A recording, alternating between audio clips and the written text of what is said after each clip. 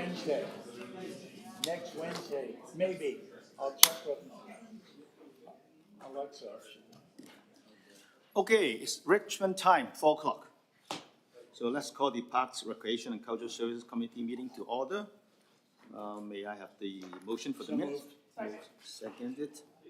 All in favor, opposed, motion carried. And the next committee meeting will be on December 18th, 4 o'clock, same place. Is there any addition to the minute, to the agenda? Yeah, I'm on. You go. Okay. Yes, so I have proposed that we add an item, the 4A, call it 4A, which is about the possibility of creating a book on the history of the Chinese Canadians community in Richmond. So I would add that onto the agenda. So any further additions? Seeing none, let's go on with the meeting. The first item, Wharves Regulation Bylaw number 10182, update and amendments. Alex, you're going to speak on this? Anything you want to add or emphasize? Good afternoon. I have nothing further to add, but I'm here to answer all questions. So any questions? There's a recommendation. Okay, Andy. Andy. I'm gone one day. Who's this guy, How right? soon you're forgotten. Right, right. I'm not on your Christmas list. Last name Hobbs, yes. Anyway, thank you, and through the chair. Thanks for the report. It was a good read. The one thing I'm curious about, the calls for service are one thing, and I imagine they come from a mixture of sources, possibly staff, possibly the public. But the rafting amendment, no problem with that because it doesn't make sense in that location.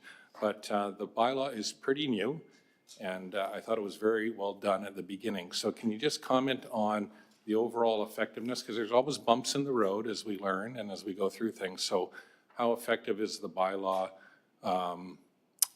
so far? Through the chair to Councillor Hobbs, I would defer the question to my colleague, Mr. Director Mark Corrado. But in general, it's gone really well.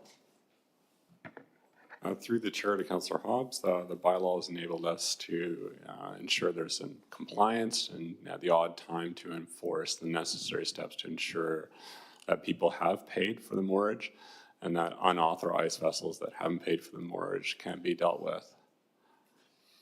Yeah, that's great because effectively managing our waterfront is crucial. So really good bylaw, good amendment. Thanks for the work that staff are doing on it. Laura? Thank you through the chair. Thanks.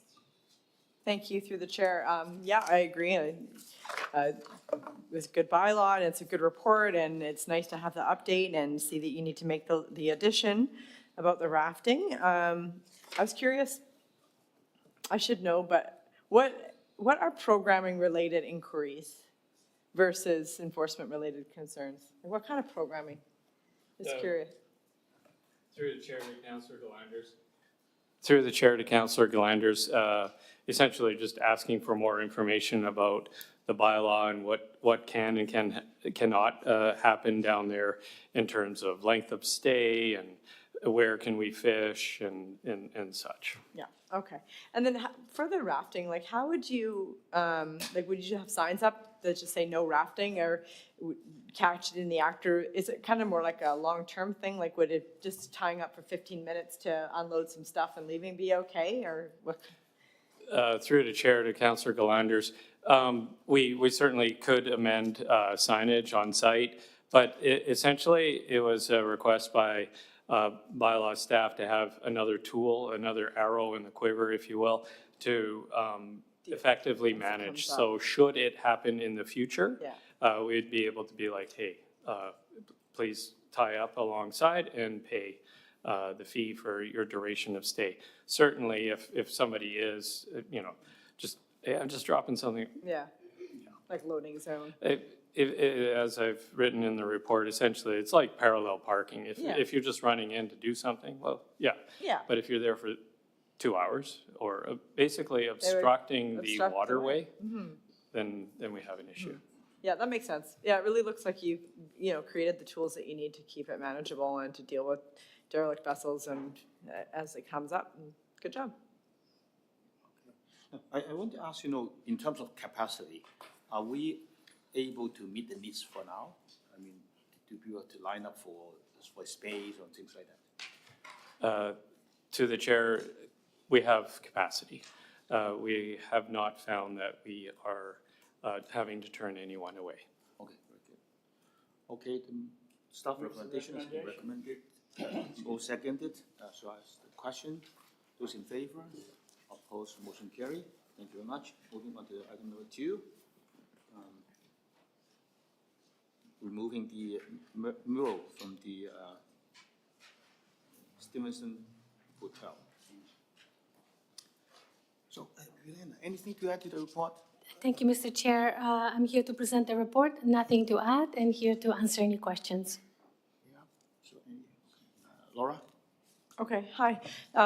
Thanks through the chair. Thank you for this. And yeah, it all makes sense. I mean, it's been 7 years and typically they're 5 years. The contracts are typically 5 years, but do we typically see them deteriorate after 7 years? Like the ones on the schools that we've been doing and stuff, can we expect those to need to be replaced after 7 years as well? Through the chair to Councillor Gillanders, it really depends on the type of wall, the condition, if it's facing south. There's a lot of conditions that really play a factor in this, but we usually see more than 5 years, Yeah. Typically. Yeah, well, it looks to me, like it doesn't look too bad to me. I mean, ideally, I would like to just see the spots filled in, last a little longer. But I mean, eventually it has to go, I guess. I mean, it's great that we own the painting and we could always do it again if we wanted to somewhere else.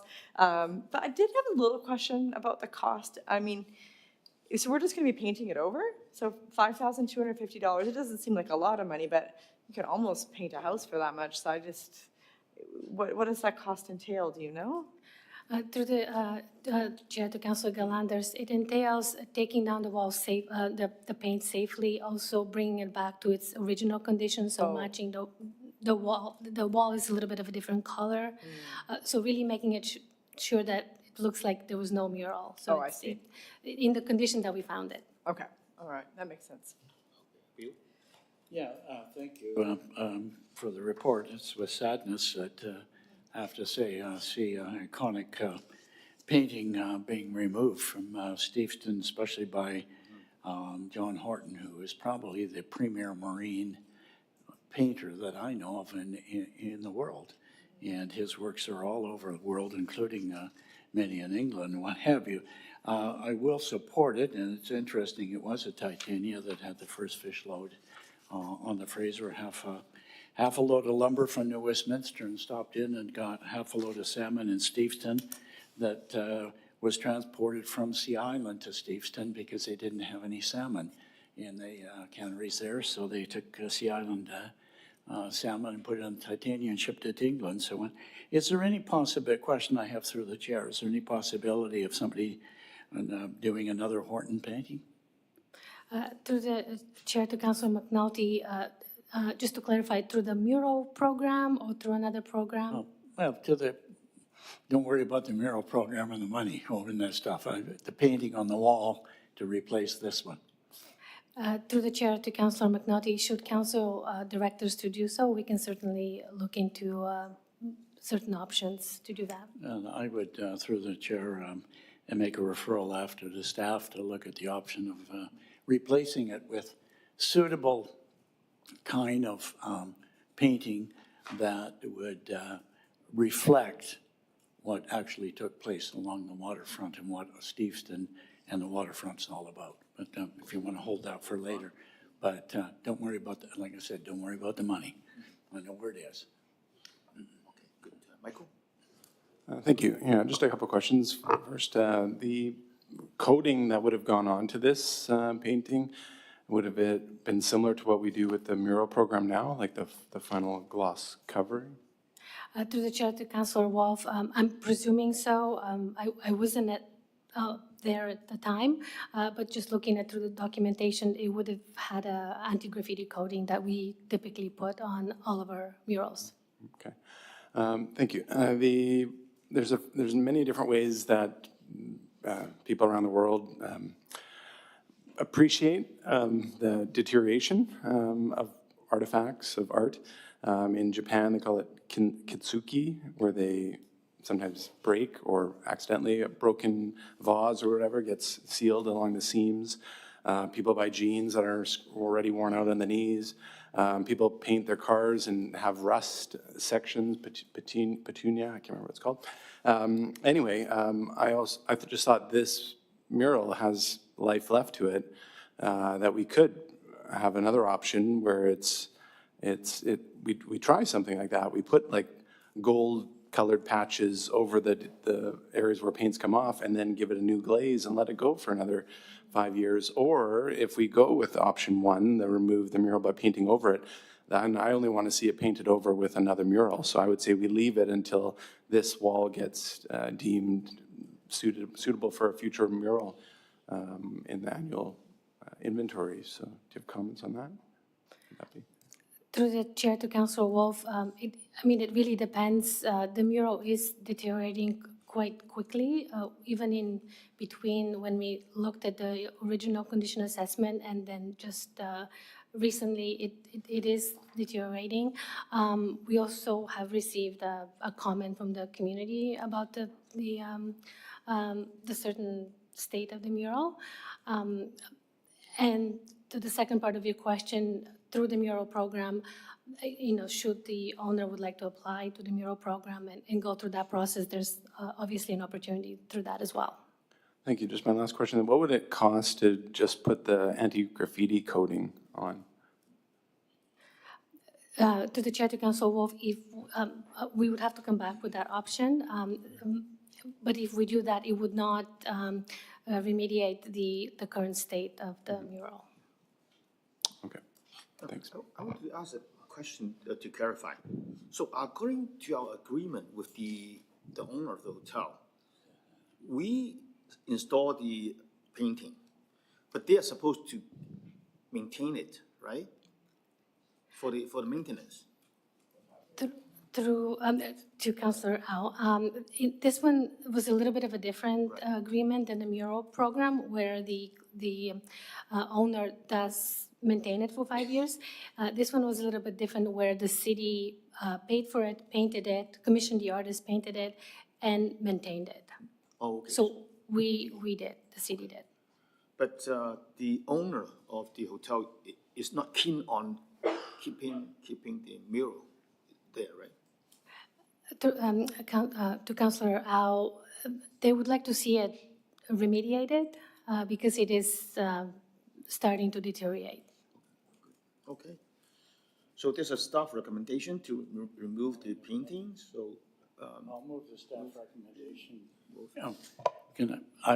First of all, don't we have a new owner of the hotel who promised us to keep the heritage of the building? So that you all voted for his what is it? No, your $1 million suites you voted for. And I thought that just to put that as a commentary, I didn't support it because now we're getting to pay for it. So bad on you. But I'm going to move the staff recommendation with direction to staff that when the time comes that the thing has to be repatriated or redone, that staff have permission to go look at finding another artist or the same to put another mural back on there, and that the funding would come out of council contingency, which there is money available for that. I think she said 30,000. I think there's about $25,000 left in it, so that it's not a matter of funds or stuff, but I'd like to give staff the latitude to continue the tradition in Steveston with regard to that. So that would be my motion. Okay, so would you like? Two parts. Yeah, two parts, right? So Two parts, but all in one. Okay, Yeah. good, good. So 7? I support staff's recommendation. When, and Michael was beyond, I don't know exactly whether it's tomorrow or yesterday or next week, we have to take it out. But when that comes to staff, at the same time, have the option to start looking for the replacement photo of what's going to go on there so that they're not held up with regard to, gee whiz, we got to go back to council and add money to the mural program, et cetera. I'm already given the director of art $25,000 to start with in the motion. Okay, seconded. Mary? Through the chair to Councillor McNulty, I wonder is that option 2? If you look at PRCS page 18, one of the options is to remove the mural and explore opportunities to replicate it elsewhere in But I Steveston. just gave you 25 grand, you don't have to, So we'll take it, and you that's will? option 2. last group turned me down. Okay, option 2. So in that case, yeah. You got the Motion to- intent, motion to- we want something option 2. on there, and it'll be interesting whether the new owner will allow you to even do that, because he's too busy down at the other end of the hotel looking after his Verify, okay. suites. Okay, Laura? That would be option 3 then, because option 3 is to replace the mural on site. Option 2 is to paint over and explore other places because they, due to the south wall being possibly not suitable at this location. So if you want it on the same site, let's move option 3. You okay with that? Option 3 then. I So- just want staff to be able to go ahead and Yeah, and then the $30,000 is inclusive of the $5,250 to remove, and then the $24,050 to replace. It's not gonna be $5,250 to paint over plus 30,000, it's 30,000 to paint over and replace. Through the chair to Councilor Galanders, I will have to double check that. I believe we'll have to have some funds to remove the current mural before it's repainted. And the 5,000 is coming out of the public art. Right, so maybe some more information by Monday on the specifics of that? come back with the amount, and we can find 5,000 in the community initiative program. It's got 150 in there. We're okay. Okay, let's be very clear. So, Councilor Manati, you're moving option 3, Yeah, okay? And your second, that's what staff said. Andy, you second option 3, right? Yeah, I'm still fine with seconding that, and primarily because it is a premier location, actually, so it would be nice to have something there. But, I mean, just bearing in mind, as number 3 says, and as it has been mentioned, it does rely on the owner's permission, so hopefully they'll be cooperative. Anyway, thank you. Marie? Sorry, just one more thing to add through the chair. If you endorse option 3, I think what we would prefer to do is go away and look at some options for that location. It might be difficult to come back with a price by Monday. It's a specialized kind of painting technique, like through the mural program. Generally, we give an artist a budget and they create a work to that budget. Whereas this, we'd be commissioning an artist to do a mural with a great level of detail. We've also talked about exploring some other options because there were challenges with that surface. So it could be a painted mural, it could be another option that would come in at a different price point. So if you'd like us to explore that location, I think the referral would be preferable to allow us to go and come back with some more accurate information. As long as it's historical. If there's anything else, don't bring it. Okay. Okay. Let's be very clear. We are voting on option 3. Okay? Good, so I'm calling the question. Those in favor? Opposed? Motion carried. Okay, good. And then moving forward, the library interior artwork terms of reference. Thank you, Mr. Chair. Nothing to add to the report, and I'm here to answer any questions. Any questions? Who's the recommendation? Moved. Seconded. Laura? Thank you through the chair. Thank you for this. I did have a couple of questions. On PRCS 25. You mentioned the outdoor plaza art. I know that's not what we're voting on here, so we're putting a call out for the interior mosaic welcoming tile. But just a question about the 250,000 being designated to the outdoor plaza, just in the conversation we just had with this south wall and that it didn't last 7 years. I was just curious what type of area or surface you think it's going to be for the outdoor art and how long that is going to last. And is it like a temporary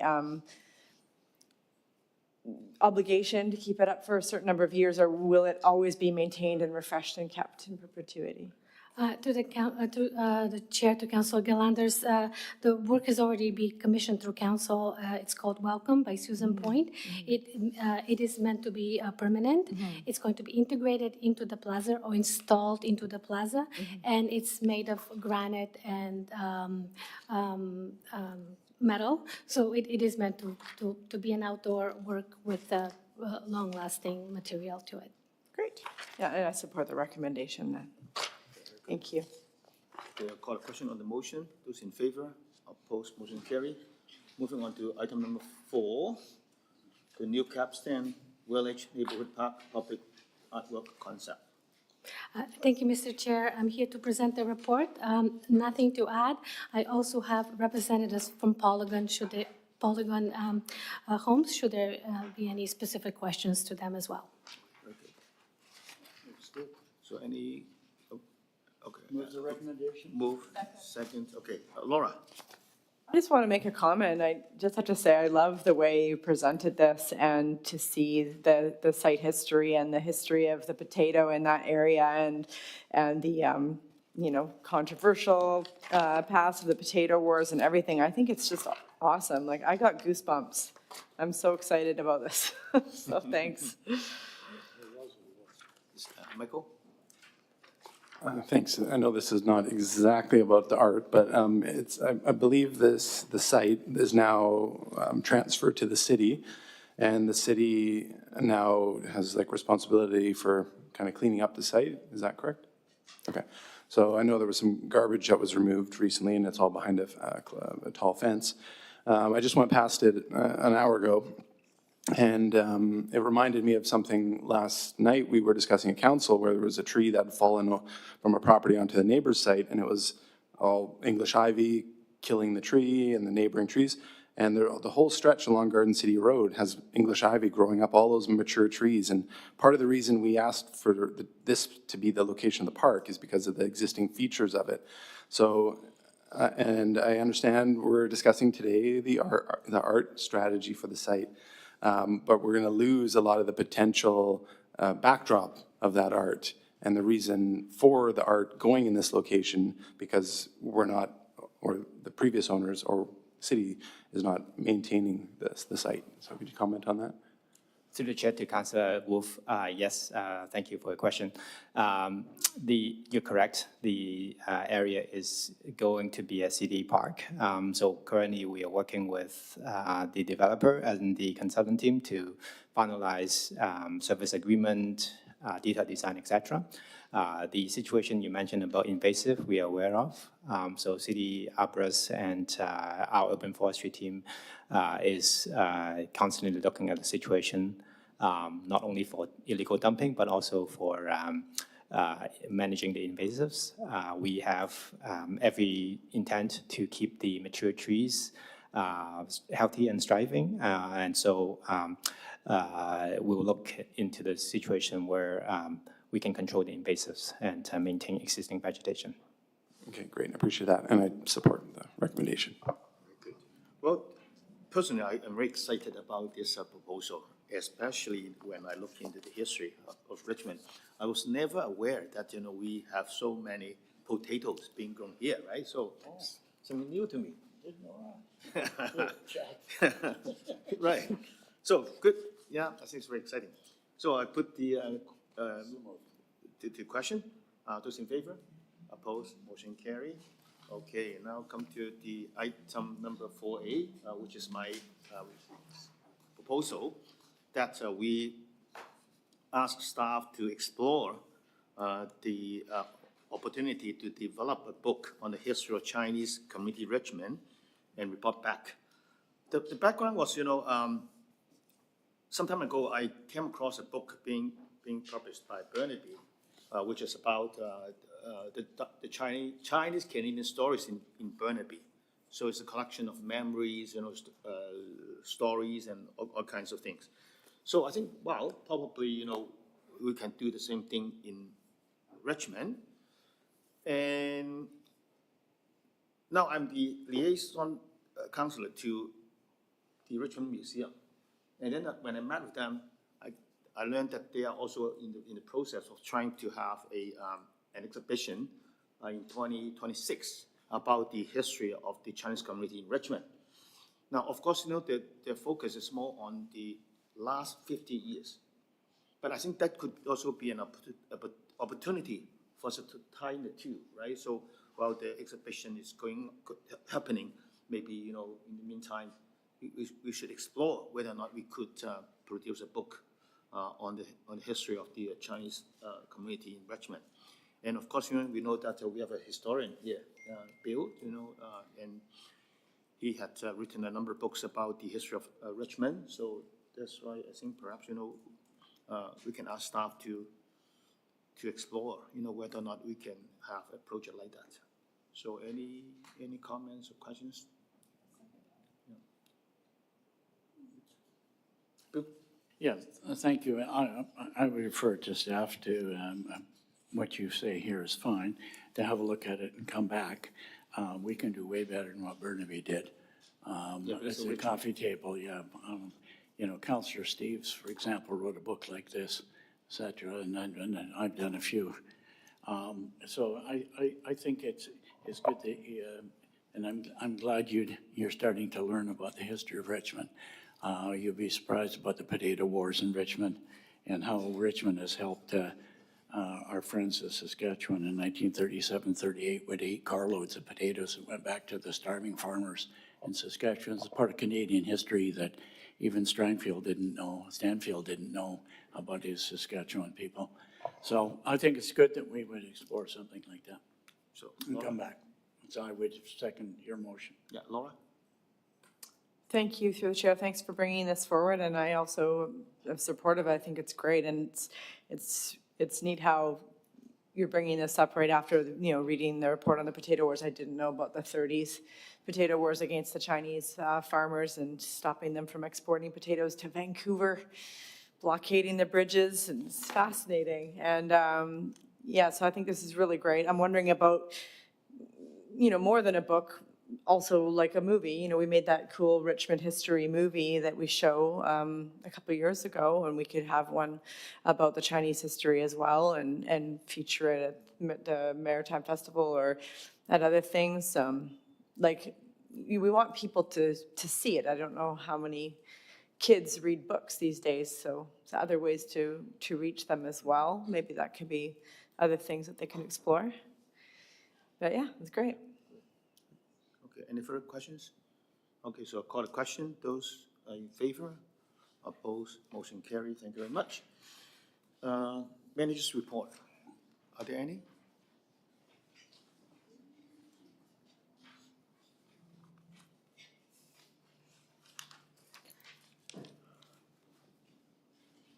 Alex? Good afternoon.